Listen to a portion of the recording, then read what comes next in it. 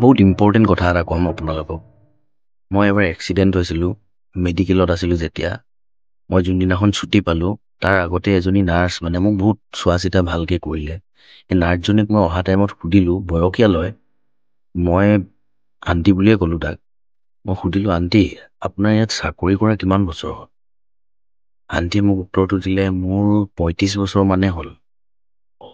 মই ক'লোঁ, তাৰপিছতে মই সুধিলোঁ এটা কথা, আণ্টি আপুনি যে ইমান বছৰ ইয়াত চাকৰি কৰিলে, ইয়াত কি এটা শিকিব পালে আপুনি?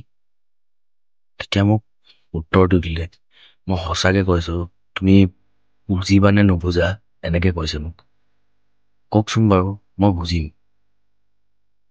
জীৱনত মই এটাই কথা গম পালোঁ, যোনবোৰ অন্তিম সময় গণি থাকে বেডিঙত যাবলৈ তাৰ বেছি সময় নাথাকে, সেই বেছিভাগ মানুহৰ মুখত মই এটাই কথা শুনিলোঁ, সি আহিলে নাই, কেতিয়া আহিব, মই তাক কেতিয়া মাফ খুজিম, সি মোক মাফ কৰিব নাই, সি আহিলে মোক ক'বা সোনকালে, মোক লগ কৰিব আছে, বহুত কথা ক'ব আছে, মোৰ বহুত ভুলো হৈছিল। ভাবকচোন এই কথাটোত আপোনালোকে এটাই ভাবিব লাগে, আমি যেতিয়া সুস্থ হৈ থাকোঁ, যেতিয়া আমাৰ গাত শক্তি থাকে, আমি কাক কেতিয়াবা কি দুখ লগাই দিওঁ, আমি একো অনুভৱেই নকৰোঁ। কিন্তু সেই অন্তিম সময়ত আমাৰ ভুলবোৰ আমি উপলব্ধি কৰিবলৈ লওঁ।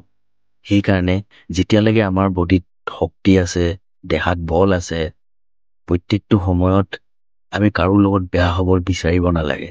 চবৰ লগত ভাল বিহেভ কৰি, মিলা প্ৰীতি, মৰম চেনেহ মাজতে এই দুদিনীয়া জীৱনটো পাৰ কৰি যাব লাগে। মইতো সেইটোৱে শিকিলোঁ।